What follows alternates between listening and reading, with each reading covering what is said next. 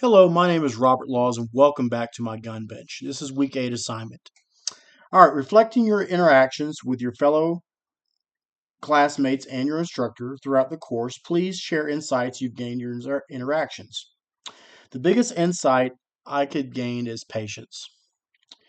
I tried a new trick to get the extractor pin to line up by marking it, which it worked, okay, and taking my time with the component. Like I said last week, I've had not a lot of good luck with that component, and this time it worked great for me. Okay.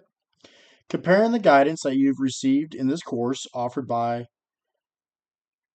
other recognized experts in the field, do you find any discrepancies? I listened hard to the lectures.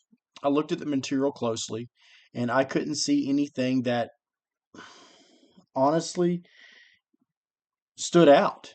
Everything was spot on, and I think SDI did a great job giving the material out and explaining it. Okay. All right. When gunsmithing, is there only one way to skin a cat? Or are there multiple ways of accomplishing the same task? If there are multiple ways of accomplishing gunsmithing work, are there any fundamental principles that should be maintained at all times? If not, why? Okay.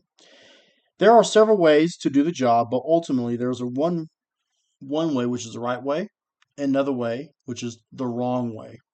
Okay. All right, like I talked about earlier, taking your time. That's the right way of doing something. Okay. For example, you should always install the mag release before you install the bolt release. That's something that I've kind of learned over the years by doing different projects and also in this course here as well. Okay.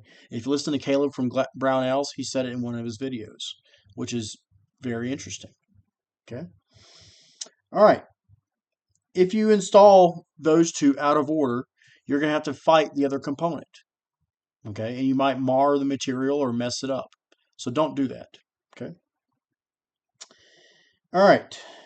Also, tape around areas where you might be hammering so you don't make any major mistakes like marring or scratching the material. Okay. All right. As far as fundamentals, ensure the firearm is always on safe, there's no ammunition, and your workspace is free of any munitions. Okay. And a way to feed it. So, if it requires a magazine to feed, or you can manually put a round in there, don't have any ammunition on your workbench. Simple. Just do that because you can either get yourself killed, someone else killed, or it could hurt somebody or yourself. Okay? All right. What future education and training will you pursue to continue building your understanding of essential gunsmithing principles? Well, I plan on taking the rest of the certifications that SDI has. Okay, like their Striker Fired series and their other pistol courses they have, and potentially if I pay out of pocket, and for some other things like the shotgun course, things like that, I plan on taking those as well. Also, I want to go to other manufacturers like Glock has a pretty good program.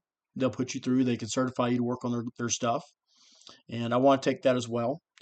Also, I want to do something that some gunsmiths just can't do is machining. I want to take a course to be certified to run mill works like a lathe and things like that so I can make my own parts, okay, and manufacture my own firearms, okay. I believe that these things right here will be a great asset for my shop and for my career in gunsmithing. Thank you so much for watching, and it's a pleasure to have been a part of this journey with you. Thank you.